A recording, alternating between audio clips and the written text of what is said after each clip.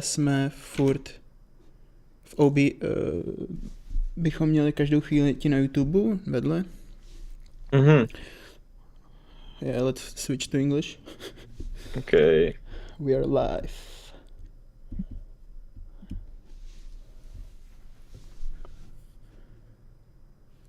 Okay.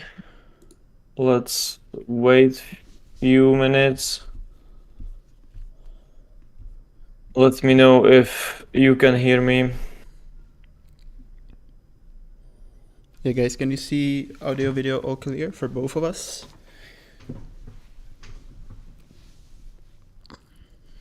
Cool, nice. Okay, let's give this 1 minute before we start. I think most of the people will be watching this on the replay anyway, so hope everyone can see my trading view now, and we'll start. So first of all, welcome everyone. This will be a weekly thing, hopefully. And yeah, we basically decided to do this once a week. We'll be covering Bitcoin, ETH from kind of a bigger perspective. Quickly talking about what type of news we have for a week and what we can expect in these kind of major markets. But then Runner will be talking a lot about different narratives that are coming into the crypto and what's kind of hot, what is kind of worth to trade and what's not. Obviously, I think if you follow both of us, we will try to keep this more of a realistic approach to things. I think that there won't be any kind of shilling or any kind of moonbags promises and stuff around that. We will always try to be more of a realistic with things, and if things will start to look they are going to zero, then we are going to tell you. Someone is asking to discuss ES futures as well. I don't think this is going to be part of that. Maybe when I'm personally looking at the ES quite close at the moment, at least. The correlation for ES and crypto is not really there. You know, we had a rally on ES. Yes, and the uncle rallied as well. But we had a rally on ES last week, which didn't really went with overall crypto. So I don't think it's kind of topic for today. Only thing that I would like to mention from more of this kind of legacy point of view, if you can see on the other screen now, very quickly looking at the calendar for the next week, we have Powell is speaking tomorrow and on Wednesday, and then we have NFP unemployment numbers on Friday. This is something that, although it's extremely boring to keep note, and there are actually some people that spend their time watching these things live as they happen and watch all the speaks and everything. These things will bring volatility, so we should pay attention to them. But besides that, you know, I would like to keep this more kind of crypto focused. So let me actually talk about BTC for a bit.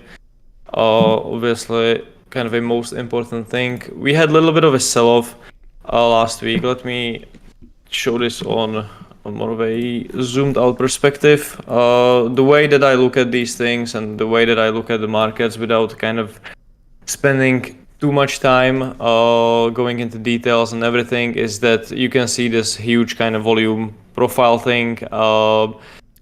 People, a lot of times, you know, you hear that we are in kind of a huge trends and so on and so forth, but in general, you know, we had a 2 weeks, let's say, of actual kind of trending move in BTC, and then we are, you know, ranging for the most part. So Bitcoin is kind of currently in this upper big volume node right here in this volume thing, and you can see that, you know, obviously from kind of previous data, it went sideways there. We tried to push above it, sort of rotated all the way down there. What is kind of not too great about this overall thing, if we are going to look quickly back into the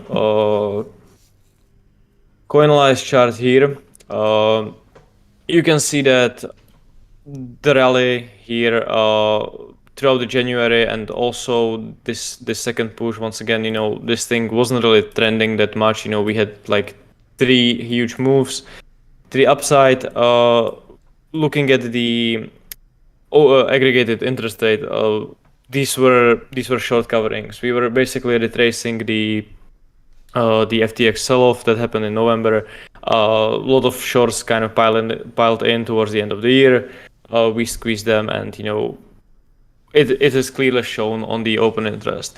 Then in the middle of February, when the CPI happened, we had this last push to the upside, and this was kind of the first time where actual buying stepped in. You can once again look at the open interest, you can look at the cumulative volume delta as well, and this was met basically with almost immediate rejection. So kind of sad story here that once the buyers actually stepped in, they were immediately shut down. So looking at the chart from kind of a bigger time frame perspective here is, let me switch this real quick. After this huge sell-off, we went more so sideways throughout the weekend. This still can, I know there is a lot of lines here, but from like a very simple price action perspective, this still can be seen as a higher high. You have this kind of a level of support here. We traded under, then on the CPI we pushed above. We made a new high from like DA perspective, but definitely you don't want to kind of hang around here too much. I would personally be looking at least to see if we can trade under the weekend low. This is the sell-off low. This is actually Friday low, and eventually maybe even test this level of support here, which is then kind of sitting at that huge edge of the volume, which is kind of key thing to hold for any sort of uptrend. If we really start to break under 22k, then I think this is going to just roll over. And based on how this push to the upside happened in January, we have this kind of very thin price action that this basically happened within a few days. There were no pullbacks whatsoever. So if this thing starts to kind of go down again, this will be once again, I think, very quick sell-off back towards the 18,000 area. If you are looking to get longs into this for more kind of a positional trade, I would at least wait for a reclaim of this kind of level. This kind of consolidation which we had last week, basically before we made that leg down. If this is going to trade back above it, ideally above 24k, but I think 23 is kind of a decent level to look at. Then we can target another highs and more things to the upside. I still think that like if risk reward for this for at least like a is actually a little bit better for the long perspective, because on the profile here you can also see that we had this sharp sell-off. This is back in June. This I think was the 3AC, the whole thing after Luna collapsed in May.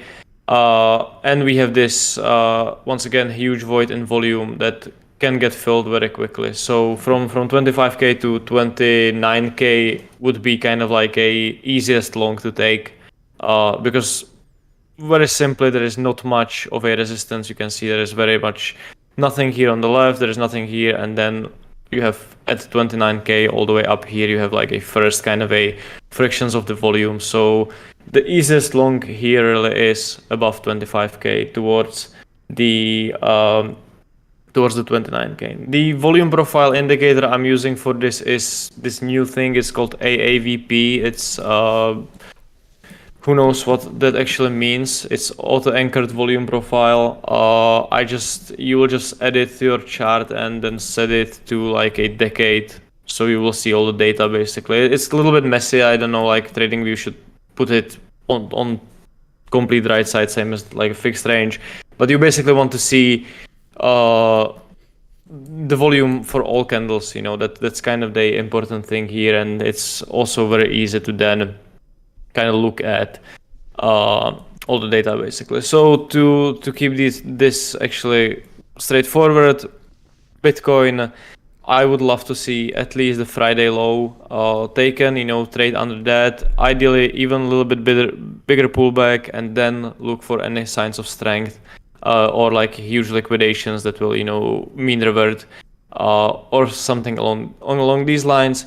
If we have a little bit of push today, but nothing really too major. If we would just go straight to 23k here, I would be looking for shorts in this area, seeing this kind of a grind to the upside as once again fairly weak structure. So looking for something like this would be a great short opportunity if we are not going to take the Friday low before that. And if you are more into just buying spot, want to get long exposure, then I would definitely keep it on hold until we reclaim kind of this level. At that point, we are going to be above the point of control of this whole range.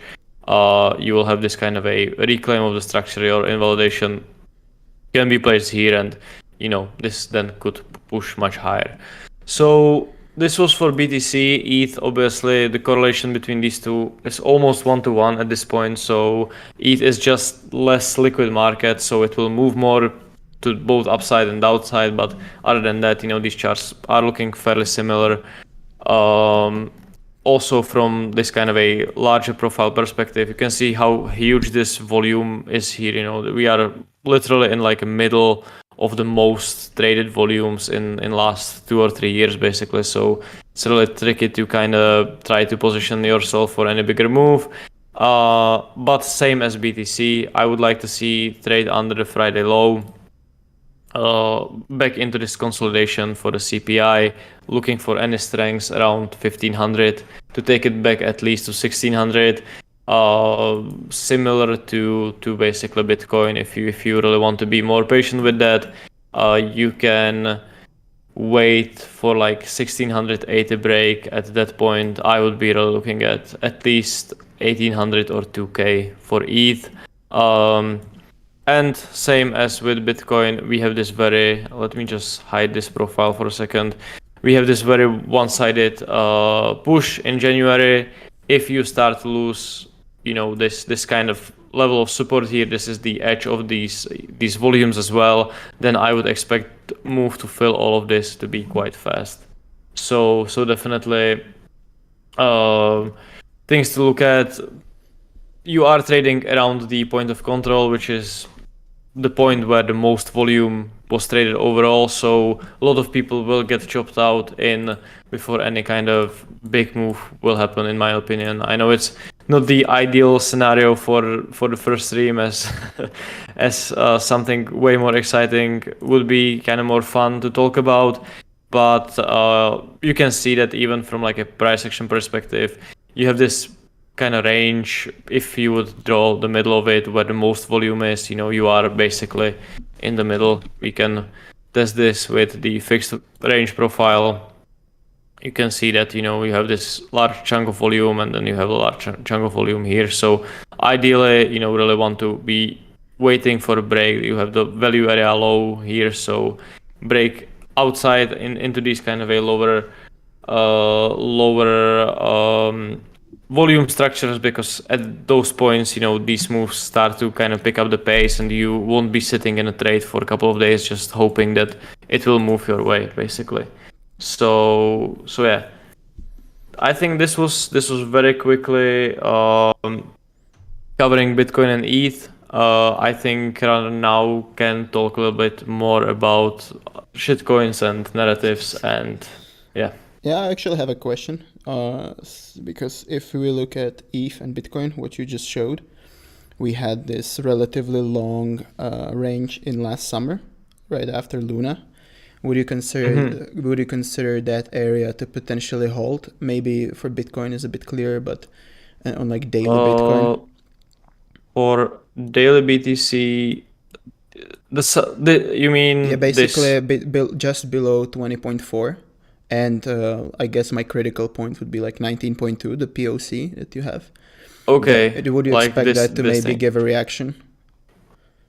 I think there is a case for this too. If you would look at, let me actually show this on like a completely naked chart. I have lines everywhere, but if you just look at this from a really higher time frame perspective, even if you're gonna take a look at the weekly time frame, there is this sort of a range here, like here inside, and you can say that this low was basically that place that put low of everything, and we made a higher high on a weekly. Actually, we traded above this high that made this low of 2022. So it can be the case that we are going to just kind of pull back somewhere into this area and then continue to the upside.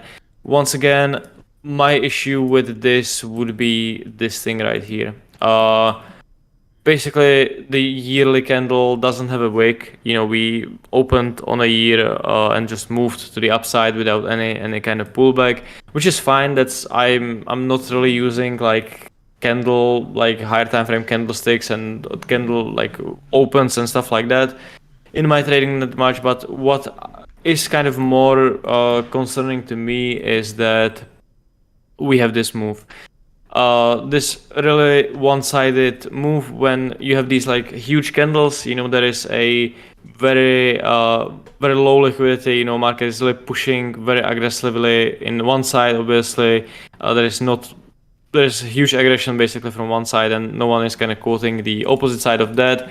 And what tends to happen is that even if you would look at this thing from, let me just kind of draw some level of support.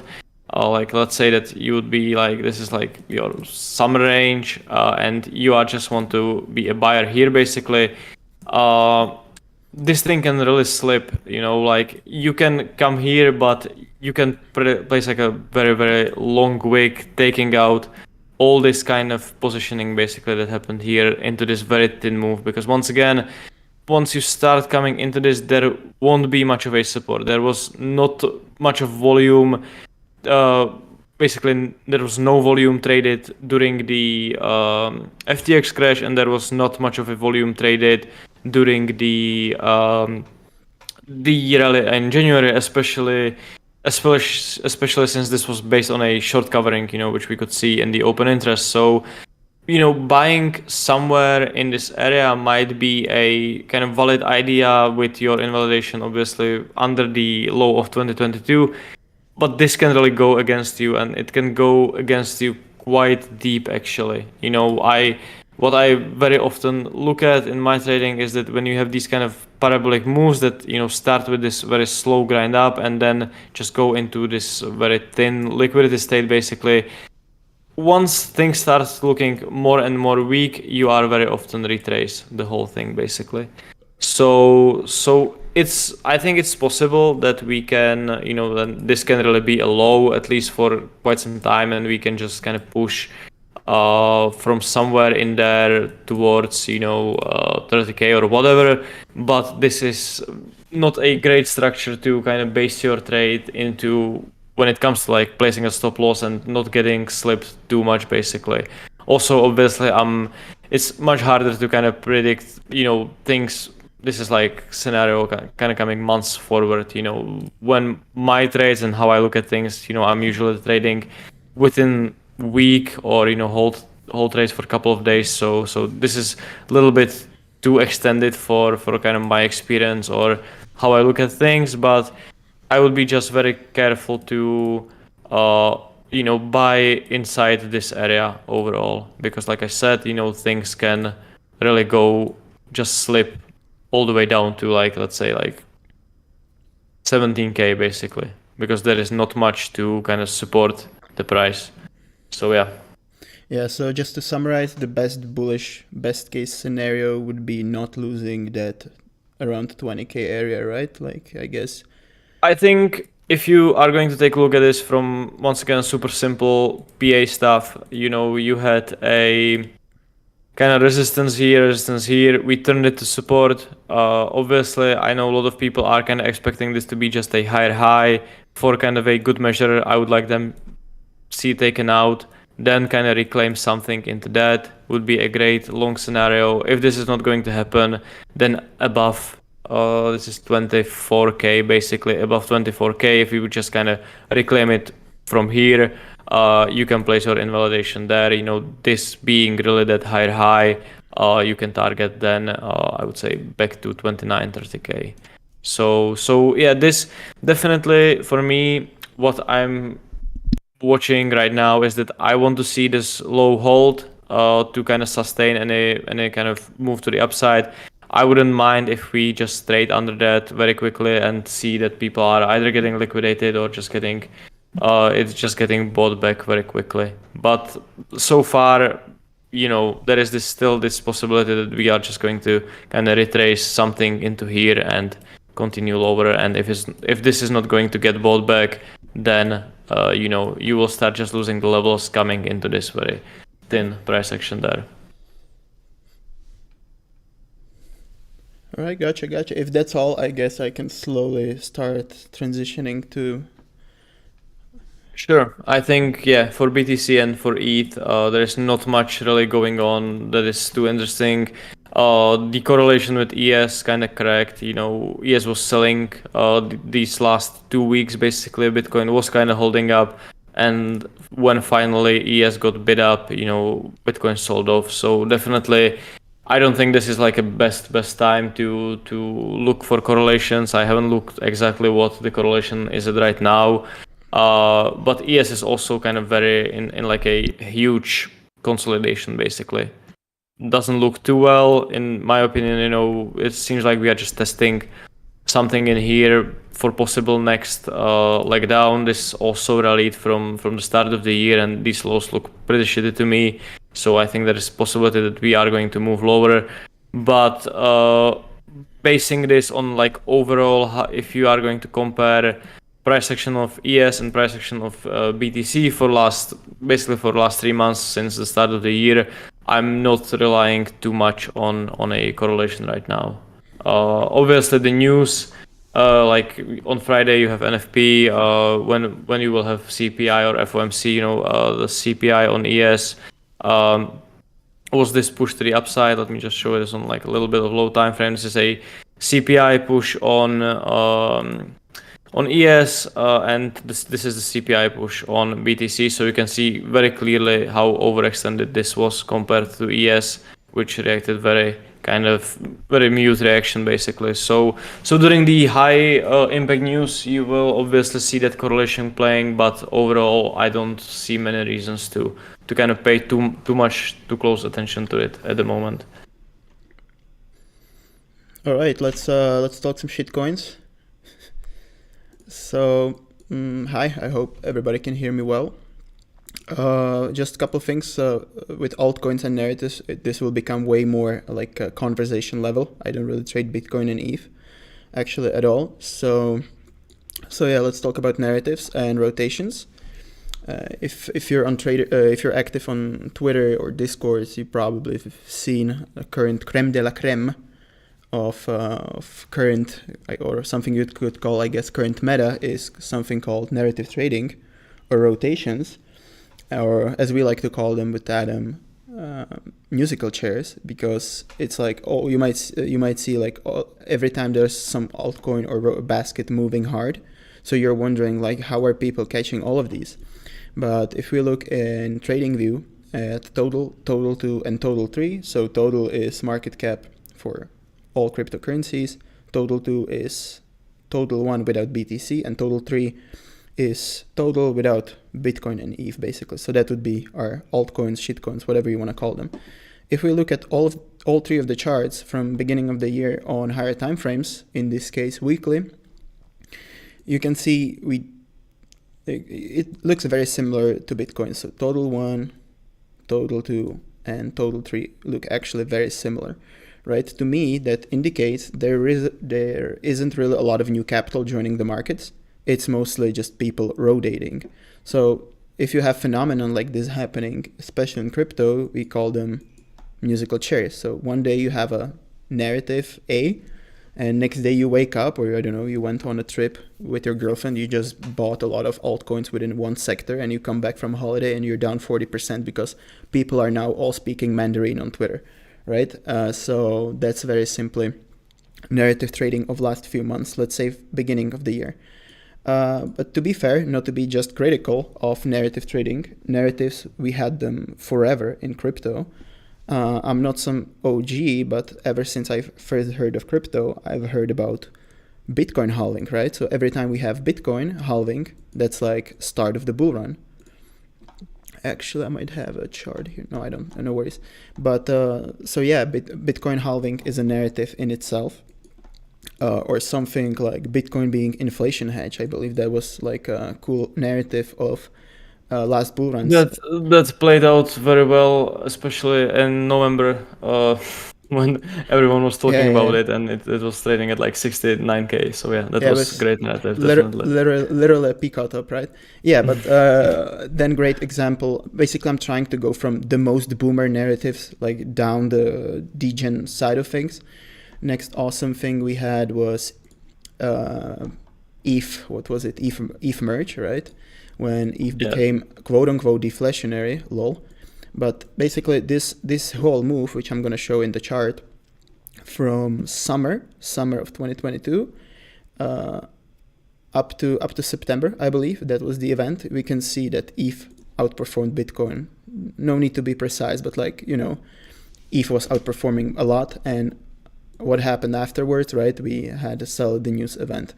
So not only was this case for ETH, it was also case for higher beta plays. I was trading back then Lido and Optimism, just to give an example. And moving forward with current rotations, since beginning of the year, we had some narratives. I believe the first one was AI coins, which were fueled by people, everybody was testing out and playing around with ChatGPT, which is decent if you're a student, not financial advice.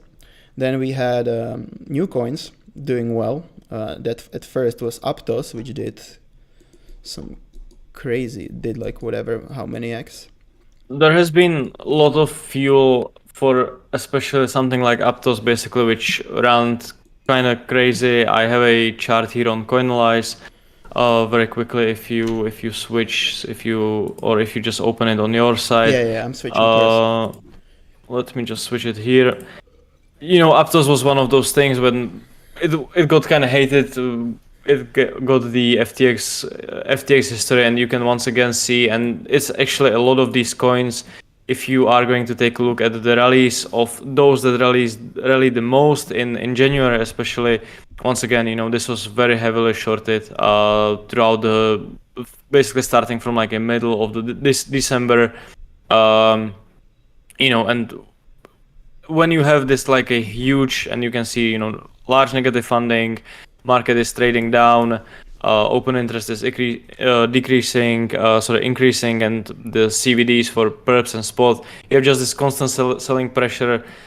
A lot of these things, obviously you have kind of your narratives per se, but also a lot of these things are basically fueled by futures positionings as well. And what I kind of like and what I kind of find funny about these things is that, kind of stupidity narrative, you are going to be surprised how many people will try to fade it, immediately.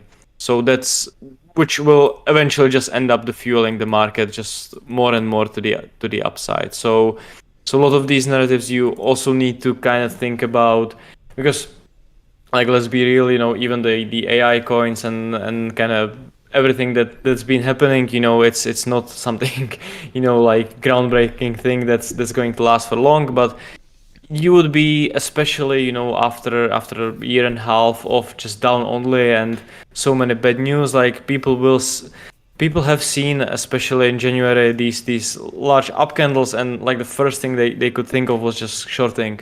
So the derivatives data will very often give you kind of a insight of what people are actually doing, and you'd be surprised how few of the people are actually catching these moves rather than just trying to fade it and just getting run over. So this was kind of without going into narrative of each coins and sections, there was a lot of kind of a hate towards the the overall crypto space, and this is one of the reasons why we kind of rallied in the first 2 months at least. Yeah, let me go back to CoinMarketCap actually, or so just to give you an idea, maybe like if you're active cryptocurrency market participant, you don't have you don't have 16 hours a day to sit and listen and read about threads, etc. So if you just, I'll give a couple tips I think that are useful if you have like no clue what you're doing in terms of narratives or what's probably popping. What's good on, I'll show both CoinMarketCap and CoinGecko. We're not affiliated by anybody. But yeah, if you look at cryptocurrencies, so here is something on CoinMarketCap called categories, right? So if you click on them, you go ahead and you look out for. So I'll give an example since we talked about artificial intelligence. It should be second. Oh, god damn it. Yeah, go. So we have a category called AI and Big Data. Oh shit, sorry.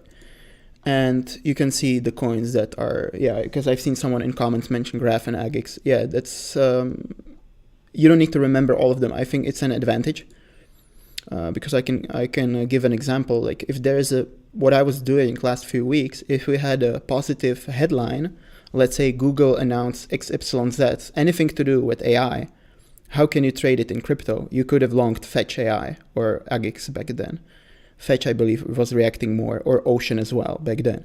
So you can then, you're kind of creating these like categories or patterns in your head when you have a headline which might not seem relevant to crypto at all, but market would react to it. That's how silly the market is.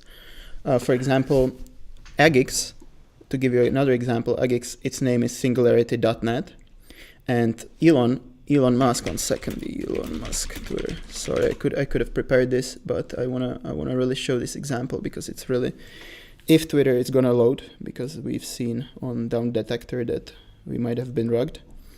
Okay, cool. It loaded. Right, look. So we have Twitter account of Elon Musk, and this guy tweeted, even in Singularity, it was impossible. So people took. Actually, let's do this if it's gonna. So he tweeted once, but also here this image.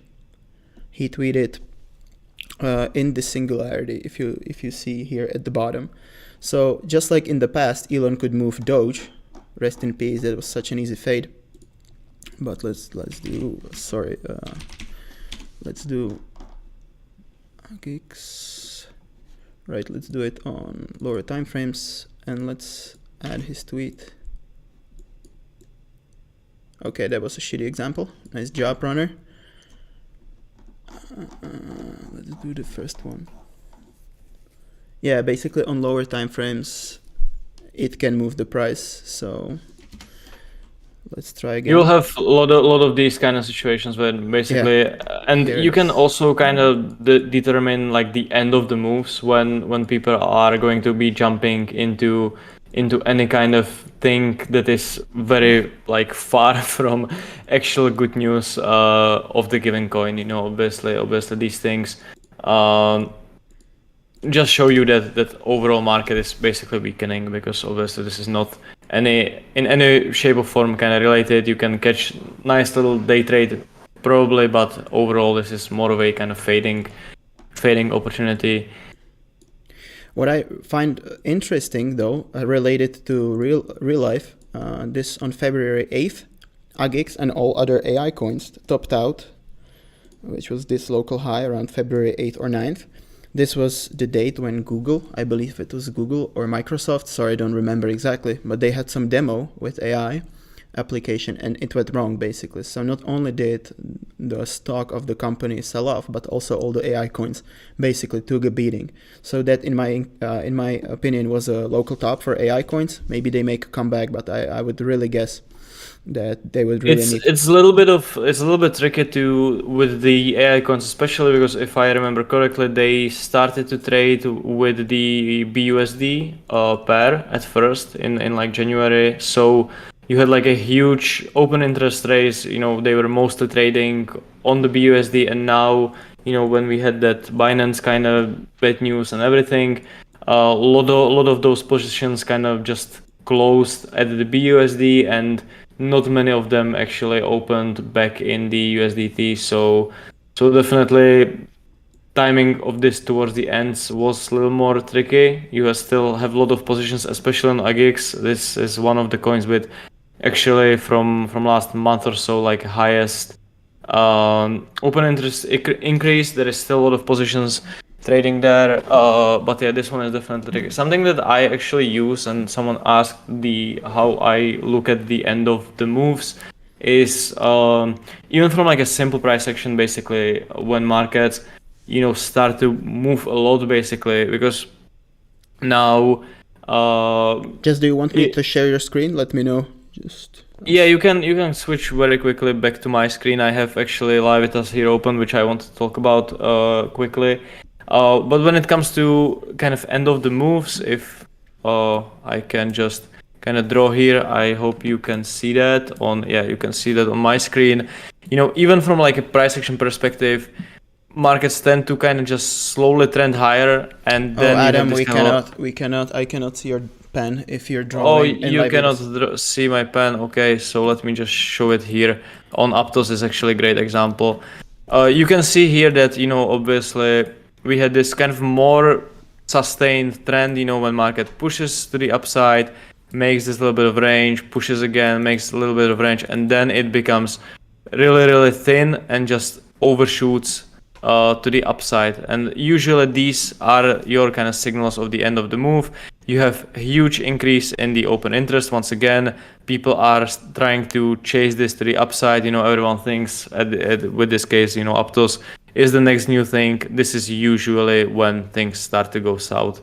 So even from like a very simple PA perspective, look at these kind of huge overshoots in price actions.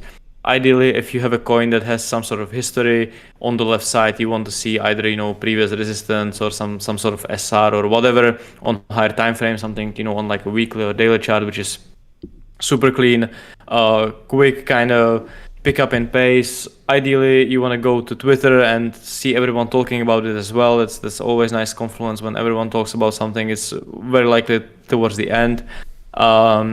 So yeah, this is how I would look at the end of the moves. I don't know if there is any kind of coin which did this last week. I think Optimism had decent amount of sell-off after we had some news. Once again, you can see this open interest rising, coming into it. We had this push to the upside, like huge increase. This basically in span of 2 days, it went from 30 million open interest to like 65, so it doubled, basically doubled in the OI, and traded above the previous all-time high.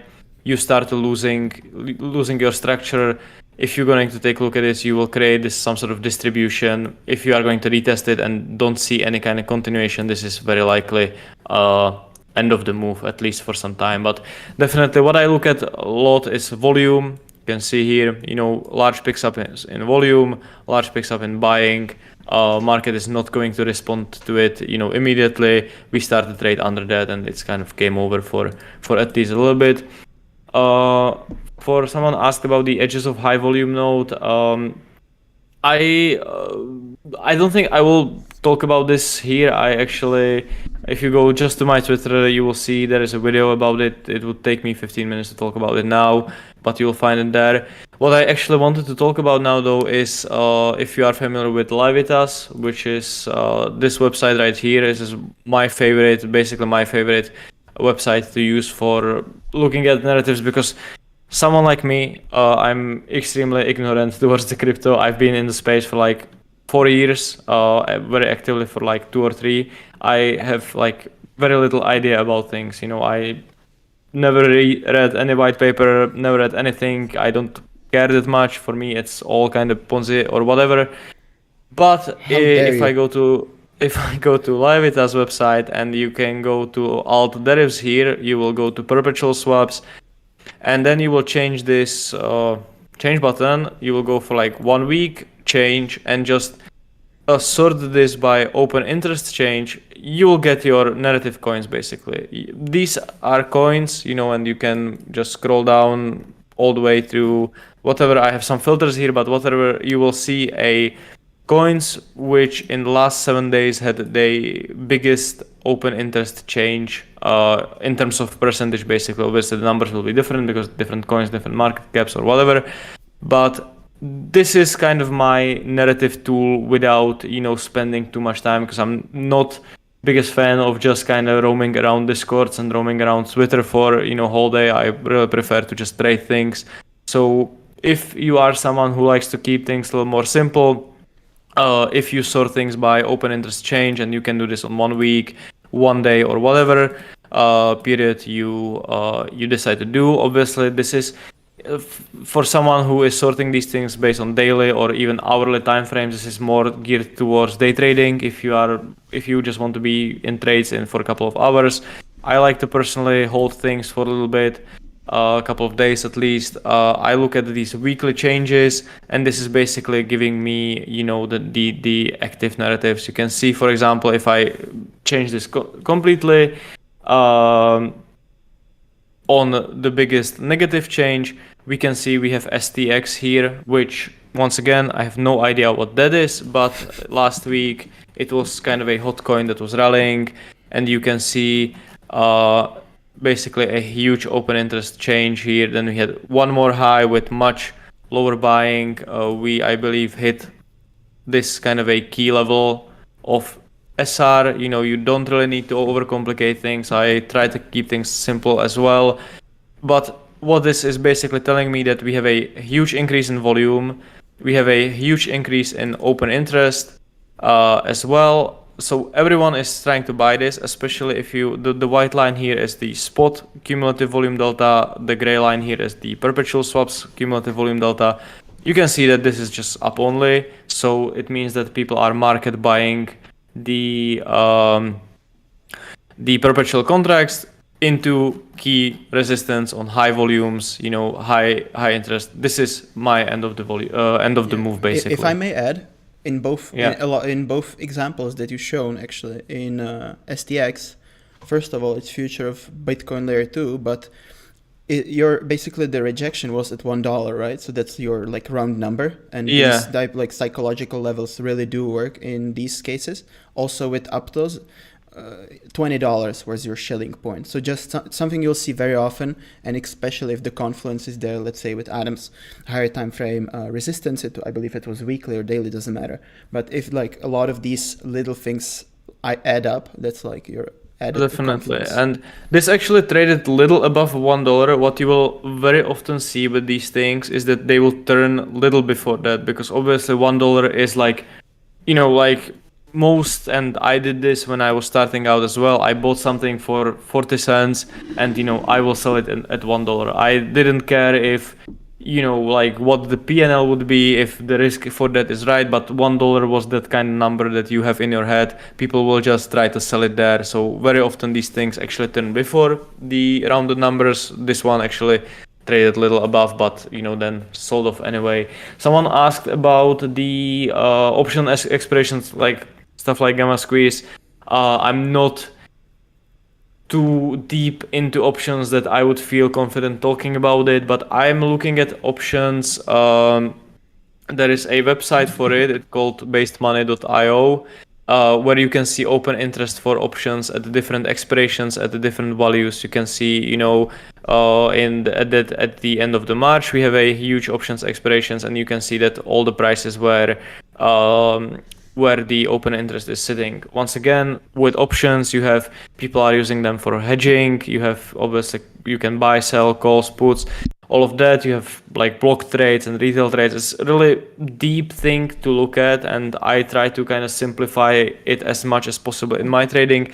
You can notice that these huge expirations are, once again, and we just talked about it, at the run numbers. Okay, so there is a 30k strike now with a biggest open interest is a little far from current price now, but you can see there is decent amount of open interest at the day 23 K-strike call. So if we would think through this from like a simplest perspective, if I am a retail trader that bought a bunch of calls at for $23,000, and price is obviously trading under that.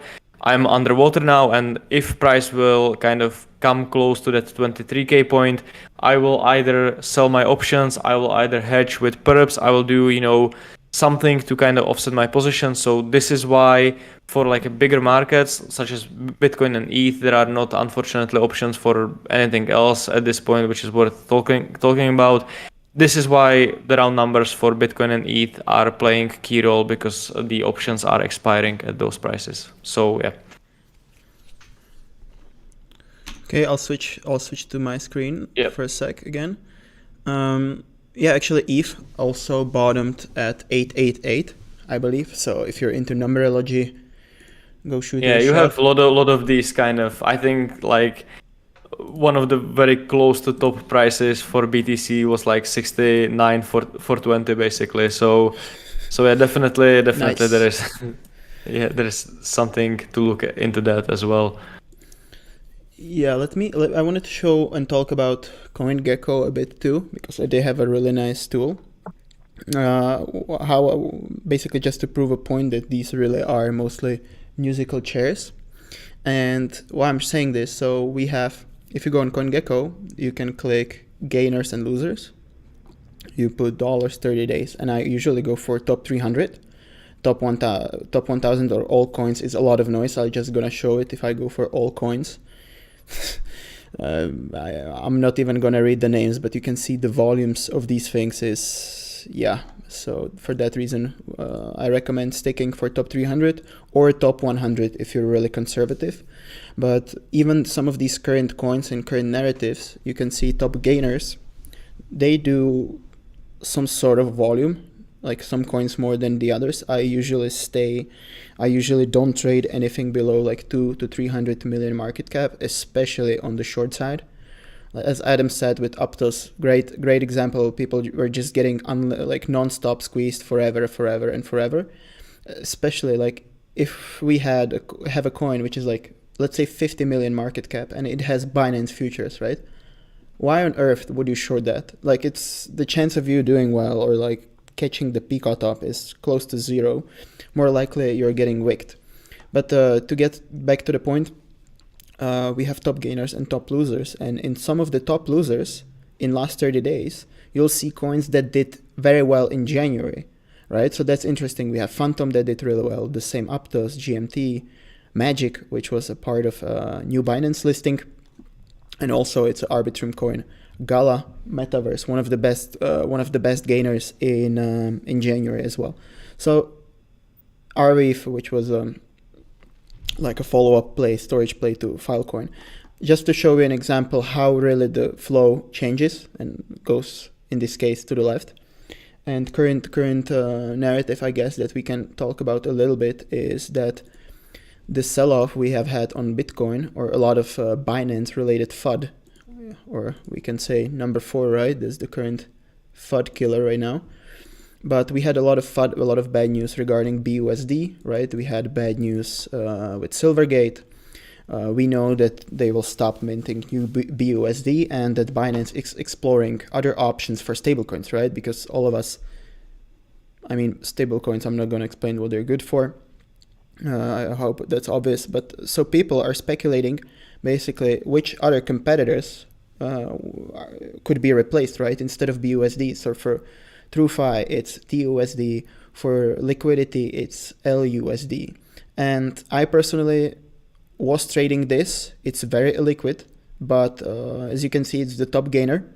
And it was just listed on Binance Innovation Zone. So how I approach, let me open a chart actually. So in my head, just to sort of explain the reasoning behind it, is this is a chart from Coinbase. And you see, like, this just shows you the efficiency and how lovely this market is. But you see this lovely accumulation compression over here. This was before the Binance listing. And obviously this huge candle up, this was your Binance listing around 1.3.4 area. So I mean, someone new, right? This is crypto. Don't hate the player, hate the game, but someone, basically this was a free 2x, I guess. Whoever knew it's getting listed, so yeah. What is interesting, if you see a price action like this and there is no news, if you cannot find a reason why it pumped, there is a very high probability that something like this is coming, that it's just insiders pumping. But I would not be trading that. But yeah, I mean, it's one of the strongest coins on Binance right now, and that is the narrative for LQTY. Also, really well right now is doing MakerDAO. Oh shoot, sorry. MakerDAO, which is a project behind stablecoin DAI, if I'm not mistaken. So maybe it's the narrative, maybe there's something else behind it. That's up to speculation, up to your imagination, if that makes sense to you or no. But potential resistance. But yeah, I don't have much more to say about Maker. Sadly, there has been a lot of buying of this during the weekend. Actually, I was looking at this. I noticed that someone actually mentioned that because it got negative funding, so a lot of people thought that this is just shorting, but there was some more of a spot bid into the resistance once again. I would, for a lot of these things, I would just try to keep it as simple as possible, looking at simple SR basically. Because at the moment, I think Runner will open the chart in a minute. Yeah. If you are going to take a look at the aggregated stablecoin open interest and also a little bit of spot buying there as well, people just bought resistance at the moment. So I know this is getting a lot of talk on Twitter. Yeah, this is looking basically like this. Yeah, this is my screen actually right now, right? So just something interesting, as you mentioned, the LQTI. There is only a spot market for it, obviously, with the spot CVD. You can see that before that pump, which happened, someone market bought around 400,000 worth of the coin. So this is basically how things work. You can, if you have a lot of time in your hands and if you are watching these things closely, you can obviously look at these things, because with spot especially, you can only buy or sell. And this seemed like someone was really impatient, because in a lot of the cases, you could also see, for example, market going up and spot CVD just going very violently down, which would be also a bullish signal. I know this is a little bit a tricky thing, but if you had a spot CVD going down, it means that someone is limit buying this, which would be actually even more bullish. But this is just someone being really, really impatient and just market buying this thing before the announcement. And you can see how this spiked at the announcement. Now that LQTI is in the range and all of this spot CVD is now just going down. So I have a question for you. Do you know who's selling? Who dumped a lot on the list? I don't know. His Excellency. Oh yeah. I think I've read something about that. Yeah. I think with lot of these coins, to be fair, like it's kind of hard to get an edge in this, because obviously this kind of a information coming to retail, which obviously it's even us as well, we are not sitting in some secret info with these things. We can at the end of the day only speculate like everyone else, and even though we can look at data like this, for example, and see this kind of a constant buying pressure, is really hard to time things, and especially if you are trading coins that are low on volume, you don't really have a place where you can like stop out on this without getting wicked, for example. So definitely these are tricky things to do. You, like Runner said, for example, I rarely trade a coin that has under 100 million daily volume, which can be limiting sometimes, but I also kind of know that I'm not going to get wicked in one candle. I can also fill some size if I want to. So definitely, especially if you are new to this, and these kind of more popular narratives will have these high volumes. So definitely this can get a little tricky if you try to execute in something like this. Yeah, I'm gonna switch for a sec to my screen. I just want to add on a bit to LQTY. I'm kind of bullish. I don't have a position, but if we I don't think it's useful to do some TA, but let's say if we go, I might be looking for entries personally, because as I said, they just listed liquidity LQTY to Innovation Zone, which I don't think was just like an accident or a mistake. But like to counter that argument, they've been listing quite a bit last few weeks, which is obvious, right? You have a coin and Binance makes money from trading fees and liquidating plebs, right? So I expect the next step for LQTY to be perp market. And just earlier today or yesterday, not sure, somebody messaged me that the exact, not competitor, but the other coin from the basket, True, got perps today on Binance. So what you often see, let's say a narrative picks up, right? So you have coins that are already on Binance, so they might get perps, right? What is the like step two? What is potentially next? So I expect some headlines from Binance after the BUSD news, and I would not be surprised if we get a perp listing for this coin as well. So for that reason, this narrative to me is not yet completely exhausted, even though Bitcoin does not look the best. I do expect like a major announcement or major news. That's like the risk you're taking with narrative trading. Maybe it never comes, right? Maybe this just slow bleeds to oblivion, back to Coinbase pre-Binance listing price, and you're wrecked. But that's the like interesting thing about narrative, is that you often have like a deadline or you have a catalyst that has a specific date in the future. So just for this case, or let me actually talk about optimism for a sec, because I don't have it here. I actually really like optimism example because it has like multiple points of confluence. So optimism was doing extremely well since the beginning of the year. And we actually, I guess you could talk about taking these equal highs or making a new all-time high. But what also happened at this time, this is how I usually trade. I obviously look at price, I look at levels, order flow, etc.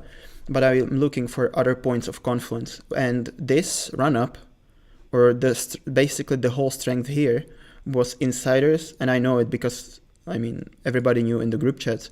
All these legs up was a Coinbase announcement of Base, which is like a optimism based. It doesn't really matter. Something technology using optimism. That's all you need to know. But and they announced it, I believe, a day before. They said, like, they tweeted a date, like a promo, and who would have thought it was a sell the news event, right? I mean, I've personally closed because that's what I do. I always close early, but I've I mean, there's plenty of trading opportunities. So I think that's optimism. Do you want to show a couple more charts? Yeah, sure. Also, I wanted to actually mention with kind of a correlations, and if you have something, because I think optimism topped around the same day as BTC, like 2 days later, basically. When you have a coin which has like a lower volumes, you have like a larger chance that it will break the correlation. So, for example, this LQTI, if Adam, it hits, believe your screen. Oh no, now it's moving. Sorry, no, I wasn't just the screen doesn't really matter at this point. But yeah, if you have something like this LQTI, basically, which is like lower volume coin, you have a bigger chance it will just go up even when the BTC is not, responding or it's just going down, because obviously you need to understand that crypto overall, even if we are talking about the correlations and the narratives, it's highly correlated space, and you have firms that are keeping kind of this correlation in place, doing arbitrage, doing market making and all this kind of difficult technical stuff. When you have coins like Optimism, or for example, we had Matic basically last week, which sold off like crazy, it's because these are high market cap coins. Optimism, I believe Matic was doing like 1 billion volume. I think Optimism was around the same range as well. For coins with such a huge volume, when the BTC is not performing well, it will be very hard to kind of outperform the overall market compared to the coins which are, lower volumes, lower liquidity, because they can just go. You don't have this kind of a arbitrage, or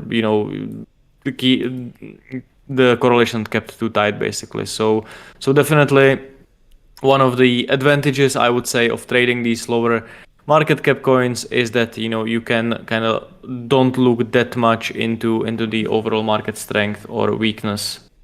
Was this chart sponsored by trader CZ and XO?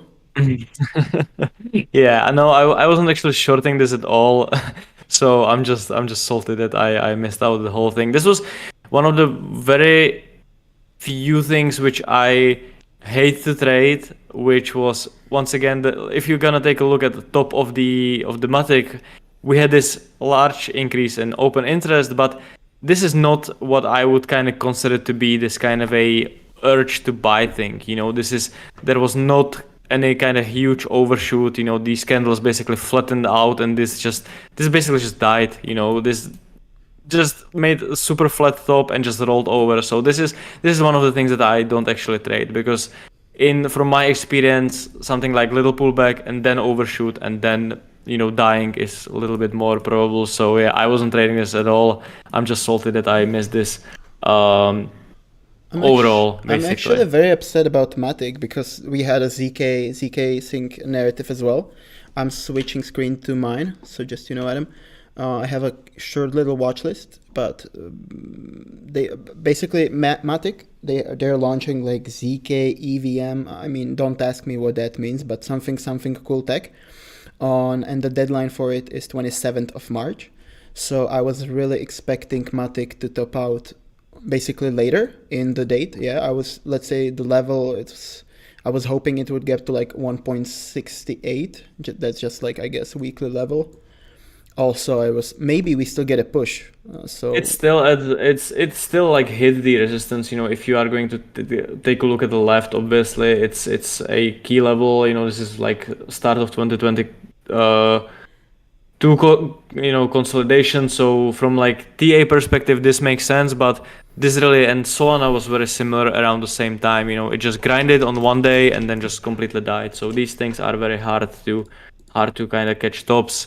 You could obviously sell Sol on the way down. I didn't do that, but yeah. We might get an opportunity, when people, but with Matic, it's a huge market cap, really. Like I guess IMX, Loopring and Mina are much lower. So in terms of like Matic is like 12 billion or something ridiculous. I mean, now after CZ and XO started shorting, it's way lower, but yeah. But that's unfortunate. Yeah, we had a decent outflow in the open interest, but yeah, this was just like completely grinded down throughout the last week, and it doesn't really seem like it has largely negative funding now. So I think people are kind of catching out in the shorts. Obviously we had during the weekend lot of shorts piled into this, but yeah, it's just kind of bleeding. So yeah, we might bounce when CZ closes the trade, so give us the opportunity to reshort. Other charts, I don't know if like there are some interesting things. We talked about Maker a little bit. I want to talk about BNB, which I don't know what the narrative is there. I think people overall just fear kind of what will happen with Binance. But the BNB is so heavily shorted at the moment, and you can see this kind of a scenario. I need to pick a higher time frame. Yeah. You can see this basically if you are going to take a look at the CPI news, where the BUSD thing happened right like day before the CPI, where all market pushed to the upside. And you can see this, and I even posted this on Twitter, that we had this huge sell-off on BNB with a large increase in open interest. So once again, everyone piled in shorts. They got taken out day after that. But if you are going to take a look at this, and I posted this chart even last week, the open interest here is just rising. People, you have perp CVD heavily going down. People just heavily smashing shorts into this.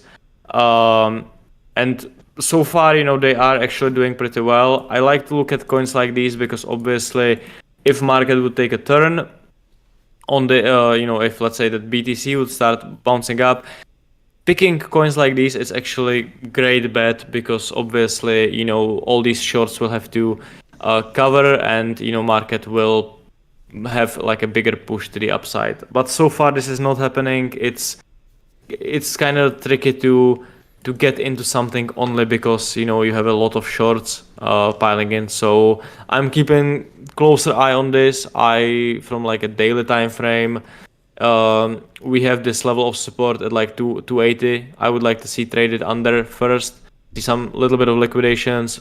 Time it with BTC once again. Like I said, these larger coins, definitely BNB is one of them. You need to time that with strength in Bitcoin as well. So yeah, BNB is interesting. It's heavily shorted, but so far it's not really responding to anything yet. One of the other coins that got heavily shorted over the weekend was Alpha. I believe there were some news about it, if I'm correct. They owe money, basically. They owe like 200. Yeah. They borrowed like a stupid amount of money, and they used Alpha token as collateral, and the token obviously is down like 95%. So yeah, but it's funny because it's up on it's up on the day today. Because once again you can see this kind of situation where I believe I wasn't watching this closely at all. This is where the news came out with overall weakness in the market. People pile into the shorts. Market will kind of reclaim very much first level of SR. Market pushes to the upside. We call this bullish bankruptcy, Yeah, but definitely when you have bankruptcy rumors, floating around, I would be very careful to hold things for a longer period of time because obviously this can really be bad and it can just roll over.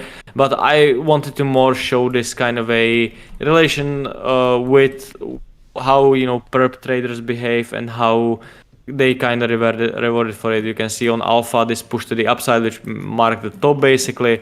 Once again, you have a large increase in the open interest.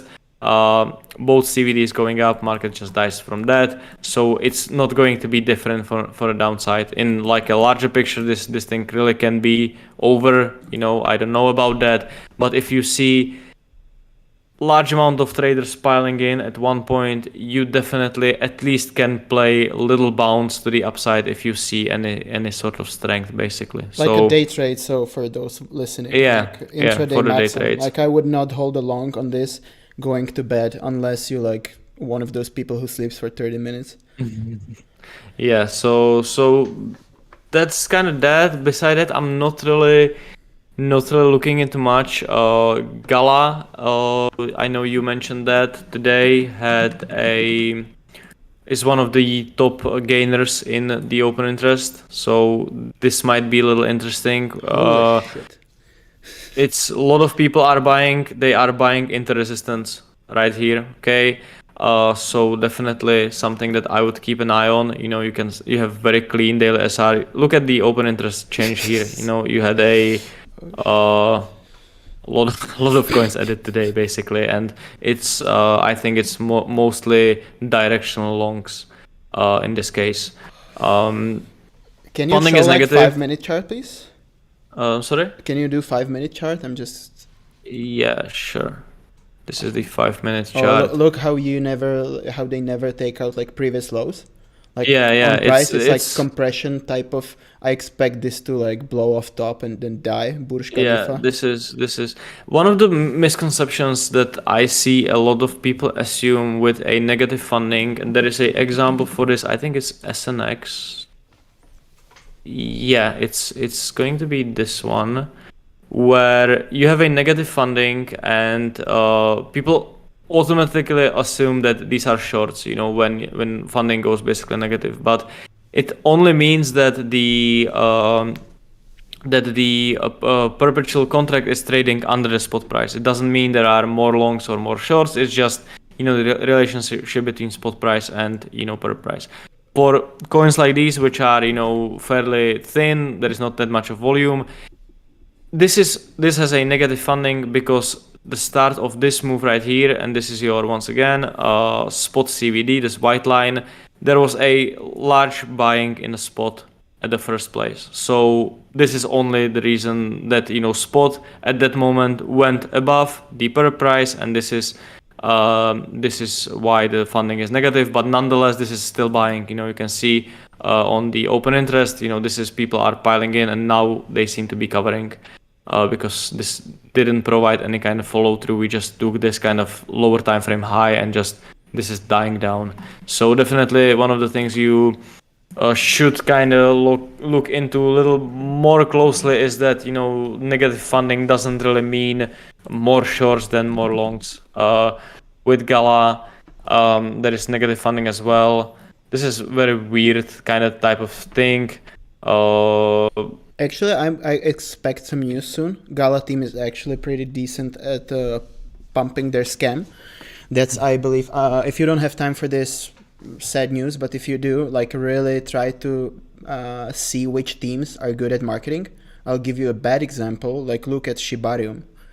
That's the worst case for marketing, but then you have someone like Dreyfus, who is a CEO. He's maybe watching, he follows.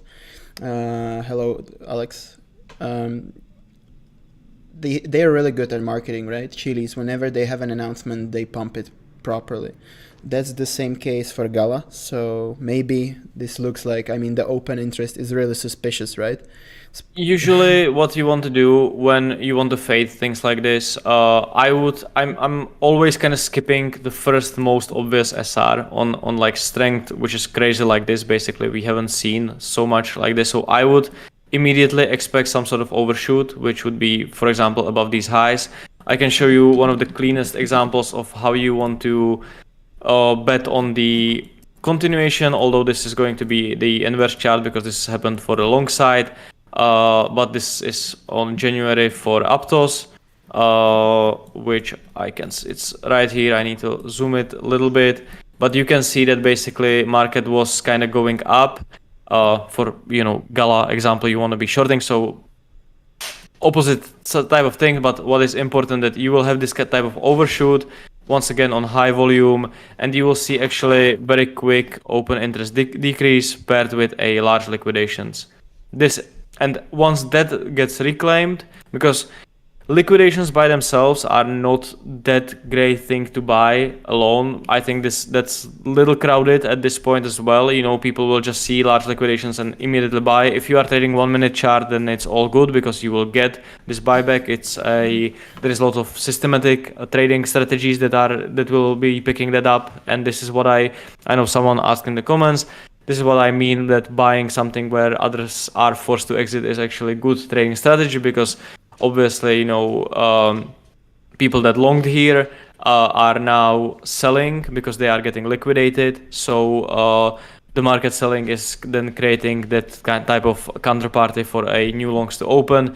But if you want to actually bet on more sustained type of movement, you want to see that liquidation candle getting reclaimed and buy into that strength. So for Gala, if you just quickly look at this, once it loads, let's say that you have your kind of level of resistance somewhere in here, or whatever. Just look at it, pick up in volume, market will trade above it, you will see pick up in liquidations, you will see close of the open interest, closing down. Some shorts that build up in this area will puke. Market will kind of reclaim that and we will go down from that. And obviously once you will start to lose these kind of market structures or whatever you want to call that, these longs will start to sweat and they will start covering, which once again, if you are long and you close your positions, you are shorting, so it will fuel your trade to the downside. So that's why it's overall great to trade things where you have actual increase of open interest, because that's showing you real kind of buyers and sellers stepping in, and once they start to managing or closing their positions, it will fuel those things to upside or downside, which will kind of create this high beta relationship in crypto, why some coins move more than the others, because some of these, based on narratives, if you want to call it that, will have these real buyers. If I would look at coin which has like similar market cap as Gala, for example, similar volume, but no one like trades it because there is nothing going around it. That it just simply moves based on these arbitrage strategies, these like market makers keeping correlation and so on and so forth. But these are the things that have that kind of real retail presence, and you always want to be trading around that, basically.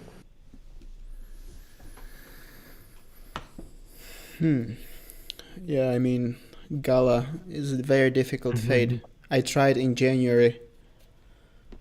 Yeah, it was not fun. That's the hard thing about this. When things really, I think it was around somewhere here. Yep. I was on a ski holiday and it was an expensive one. Yeah, so that's obviously, and that's one of the biggest kind of signs of strength, which we could see even in BTC in the rallies where you push to the upside, you have these liquidations coming in, and then market just keeps pushing to the upside. It means that all that kind of forced selling is not really, it's just overall strength of the market, because obviously if market, and that's why I mentioned in that Aptos example where you had that candle to the downside, which this was your liquidations candle, a lot of people will be picking up here, but you overall want to kind of see that more sustained strength with some sort of retest to show like this is real demand, because your liquidation trade is nice, it can work, but I would only hold it for like a very small pullback, and then this is like real demand. This is that sign that people not only got liquidated, but that kind of opposite side with a kind of real money and real willingness to push this higher actually picked it up here, and market will eventually, most likely, maybe rally higher. Yeah, I think like next week we should definitely revisit Gala. It would be very interesting to see what happens in the coming days and hours. This will be fun. I think can be argument here that we have a kind of higher time frame support here, so this might just continue. And if this is going to actually continue, like for example, let's say that you would trade above these highs and then market would just sustain here, even if it would just slow down, it would show you this type of kind of acceptance above the high, then most likely something like this is likely to happen, because we made a new high. Some people maybe got liquidated, but people that I didn't want to do that.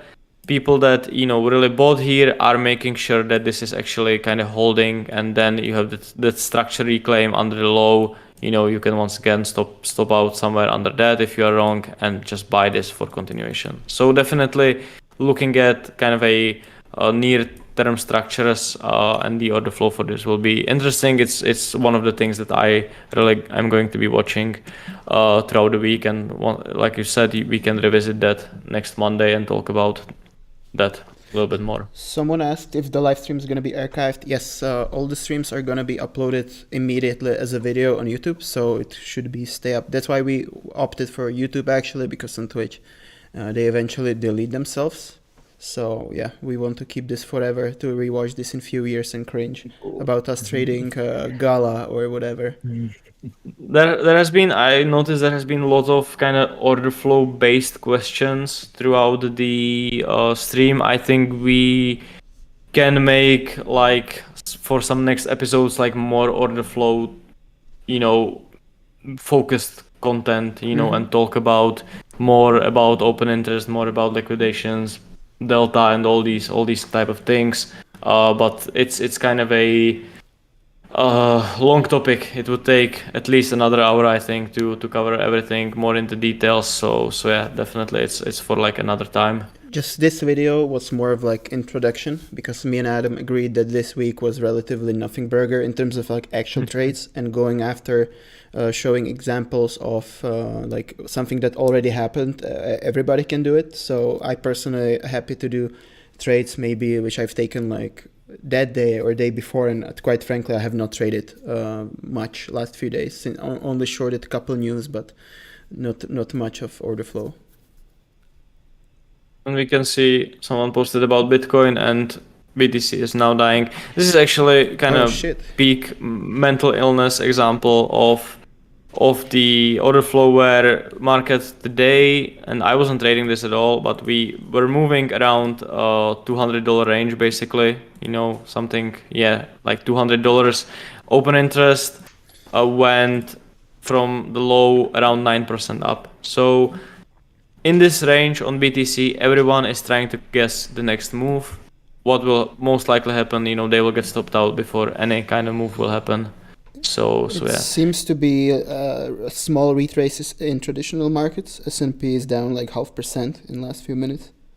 Yeah, so definitely that. But if you like to stay sane, I would really wait for some of the things that I mentioned, because I'm pretty sure that we will eventually trade either here or at least take out the lows, and you will have much better trades to take than trying to do something like these smart people did here. And they can see how these were mostly longs, now they are puking because and this is still within $122 range, and we had 5,000 Bitcoin closed here. So definitely this is something that you should at least try to be a little patient. And that's why we decided to do these videos and even maybe like entertain an idea of maybe not necessarily trading, but looking at other stuff than Bitcoin, because in days like this is just perfect opportunity to sharpen your tools,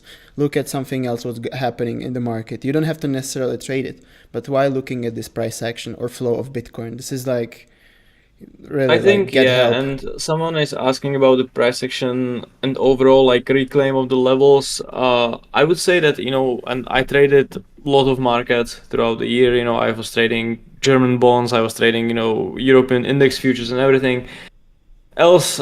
Basically traded everything that is kind of able to trade. But what I find very funny, and I don't really trade that much else. Runner is much more kind of experienced with that. I still have a lot of hesitations to put any kind of real risk behind a lot of the trades that I take and else, because it's fairly new to me. I still mostly trade BTC and ETH, but altcoins are kind of a pure example of the retail trading basically, and this is why price action, for example, will work there very well, because everyone will put their stop beyond the like swing points, or like things like support and resistance is seen by so many people, and you can really take an advantage of super simple stuff, like if you have level of SR and market is going into that in the altcoins, and especially like let's say that this is your open interest that is increasing at the same time right here, you can be fairly certain that this will get squeezed, for example, because everyone sees that your average kind of market participant is a retail trader, that trades alts because obviously they want to make 100x as quick as possible. So yeah, I what I really like and what I like find it cool about altcoins is that this is like one of the purest forms of trading with really the PvP retail market participants.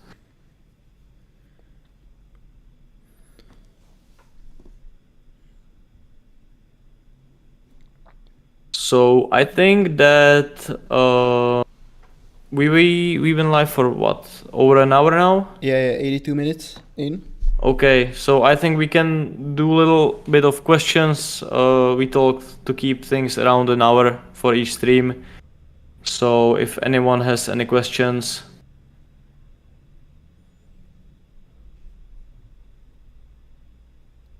What's the AI project you're bullish on? Literally none of them. I guess we can both answer. I don't want to speak for Adam. I have like no idea what AI projects are doing in the first place. So that's my kind of fundamental overview of this.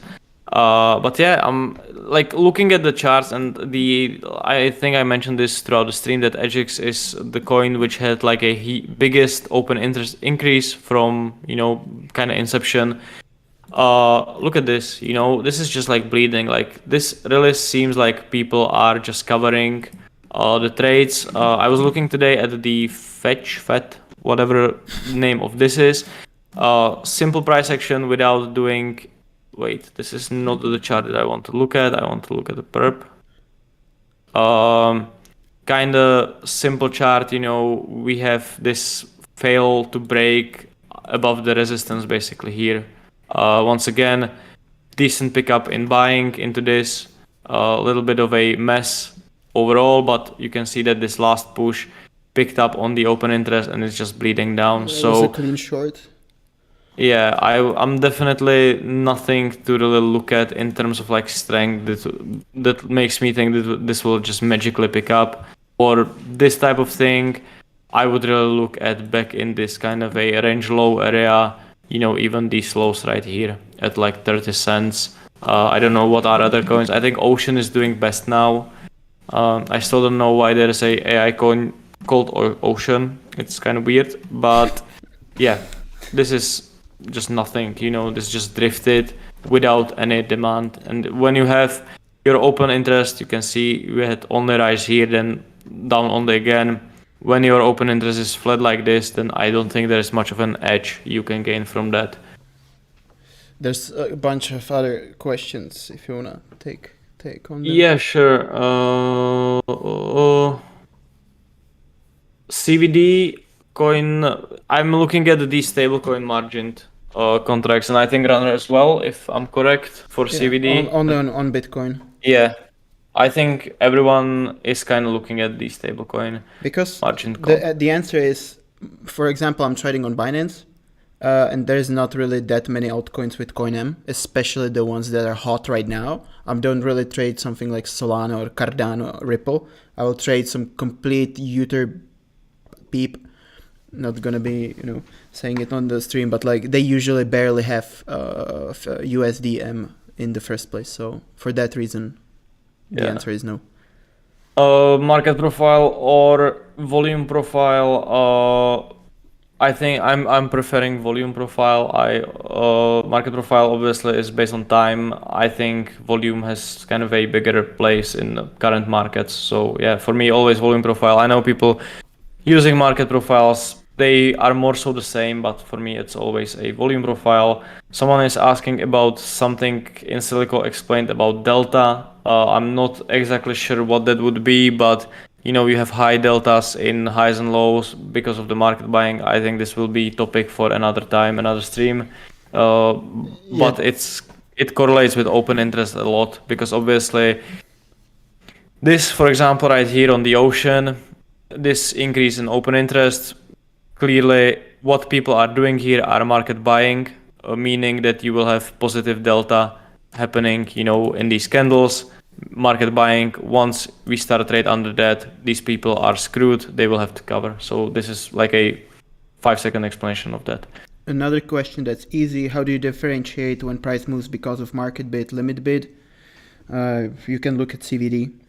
Yeah, it's CVD is, don't want to say useless, but it can be a lot misleading a lot. You'll get most from CVD on lower time frames, and for example, when price is going up and CVD is going down, it means that there is market selling. Obviously people are selling at market, but they are selling into the limit bid that is keeping the price up. So yeah, CVD is, I think if you are kind of new to this, I would keep it at the open interest, and CVD if you are day trading. But yeah, there are a lot of nuances with CVD, especially over the like longer time frames. You can see that this, for example, went up not much from CVD here. So yeah, definitely a little tricky to use in that regards. Someone asked about our background. I guess too long didn't read because we've had the stream for 90 minutes and we respect your time. I guess you can check our Twitters, or we can go over it next stream, but we both trade order flow. I guess Adam is more of a even traditional markets and higher time frames. I usually trade 1 minute chart like an autist I am. Yeah, I started trading a lot of bond markets and index futures on lower time frames back in a couple of years ago, but now I like to go outside from time to time, try to enjoy my life at least a little bit. So currently, I keep trades open for a couple of days. I'm still, like, I would say I'm a swing trader. But yeah, I still think it's the thing with swing trading is obviously like longer you hold a trade, the harder it is to kind of predict what's going to happen because we unfortunately can't see the future. So yeah, I'm holding trades within few days. I still trade a little bit of legacy markets, but mostly focus in crypto at the moment. And me, I was the type of guy who was begging Adam in like summer 2021 to teach me some order flow, and here we are. So he must be very happy for me trading 150 million market cap shitcoins on 1 minute chart and getting excited over liquidation cascades. So yeah. I think we can wrap up, right, for this stream. Yeah. Quickly, someone asked about In-Silico terminal. I tend to use it. A lot of these terminals have a little bit of connecting issues during the high volatility, but from like functionality perspective, I think the In-Silico terminal is probably the best one you can use. So it's definitely great. You can save charts on Coinalyze. You need an account. Okay, if you make an account, then you just click this button. It will save for you. And my thoughts on interest rates and fixed income. If I would tell you how long I've been trading and how little I know about these things, especially since I've been trading fixed income markets, it would be really, really sad. So I'm not going to answer that. I'm really one of those people that I'm not saying that, technical analysis is everything and price is everything, because obviously, especially on the large scale, markets are moving based on fundamentals, but it's not something that I ever paid too much attention to, especially to the point where I could talk about it with like a straight face. So please don't ask me about these things. Okay, cool. I think we can wrap up. It was a decent, I think time flew really fast for me, 90 minutes. we're going to do one next week. So everybody, thanks very much for tuning in. And we'll see you definitely. Next week. Thank you everyone that joined in. Hope it wasn't too boring, and we will see you next Monday at the same time.